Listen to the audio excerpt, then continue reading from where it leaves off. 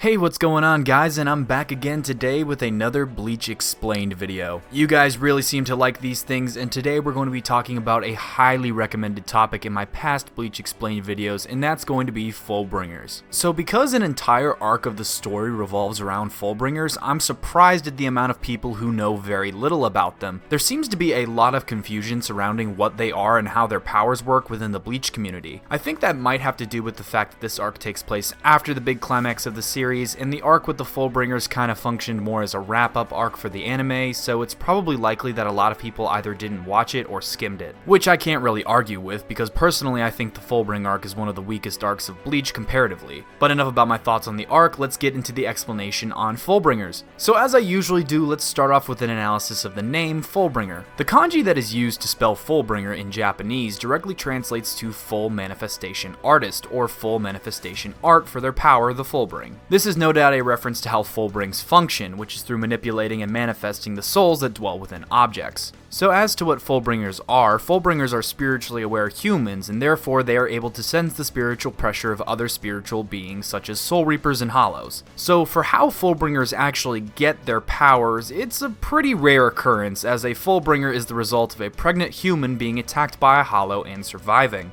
This causes traces of the Hollow's power to merge with the human fetus and bring out Fullbring abilities in them. Because of this interaction with Hollows being the force that causes Fullbringers to be born, a Fullbringer's power and spiritual pressure more closely resemble that of Hollows rather than Soul Reapers. So in a sense, you can kind of view Fullbringers as the human Visors, in that they are humans as a base but are given abilities via interactions with Hollows. The cause for why Hollows are driven to attack certain unborn humans is actually expanded upon in the series of Bleach novels Can't Fear Your Own World. In those novels, it's explained that what draws a Hollow to certain unborn humans is that their souls have inherited fragments of the Soul King. This fragment, which is fused to the human soul, is said to have an effect similar to that of the Hokyoku, which manifests the desires of those around it. Fragments can also be passed down genetically and manifest in response to defensive instincts against Hollows, such as in the case of Chad and Orihime. The presence of these fragments are likely the reason why Fullbringers retain their powers when they die and go to the afterlife. However, it's been debated whether these novels can be considered canon since they were not written directly by Tite Kubo, even though he supervised the story heavily.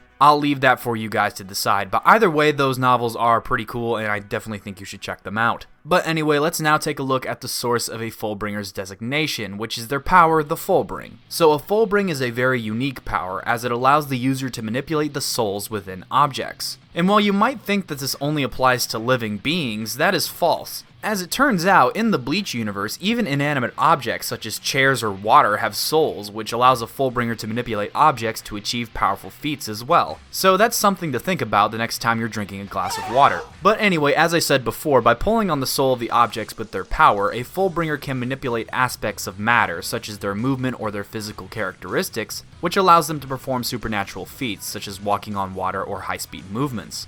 Now, what makes a Fullbringer's power unique among individuals is their affinity with certain objects. Fullbringers are granted greater powers by manipulating the souls of objects that they have a strong affinity with. This affinity can be defined by a particular love for a certain object or just a general fondness for the item, and as such the power is awakened through a strong emotion associated with the object. Examples shown in Bleach are Ichigo's combat pass and Ginjo's pendant. Using this affinity they have with the object, a Fullbringer can pull out the soul of the object and transform it by boosting it with their own soul. While it is common for Fullbringers to only have a strong affinity for one object, it's possible to have many. Because of the multitude of unique factors that go into this power, Fullbrings are unique among Fullbringers. Fullbringers must progress to a certain level before they can utilize the full abilities of their Fullbring. Fullbrings can look very different while they go through their various developmental stages, and as such, they can be considered incomplete until advancing to their final form. Additionally, the growth of a Fullbring can be enhanced through exposure to Wako Mundo, due to the power being hollow in nature.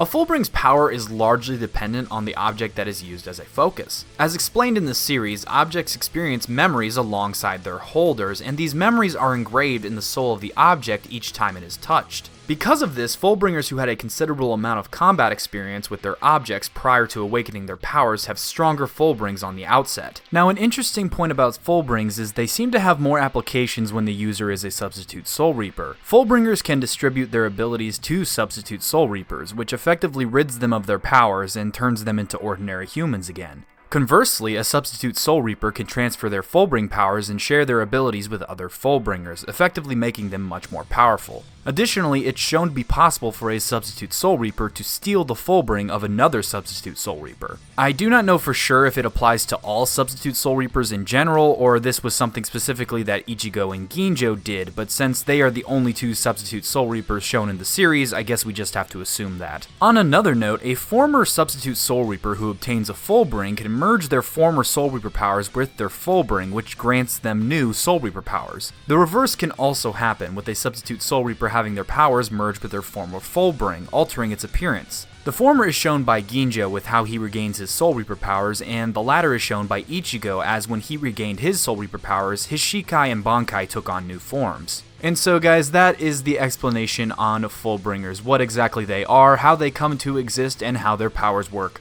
Fullbringers were only around in the show for a very small amount of time compared to others such as Soul Reapers and Hollows, so their powers didn't get fleshed out as much as the others. So this explanation was a little bit shorter than the other ones, but I hope it makes sense and presented the point clearly enough to you guys. As always, please feel free to leave in the comment section the next Bleach or anime topic that I should cover in one of these explained videos. If you enjoyed this video and you want to see more like it, please don't forget to hit that like button on your way out, and if you aren't already, please subscribe to the channel. It helps me out a lot and it's free. With that being said, guys, I want to thank you all for watching, and I'll see you all next time. Bye!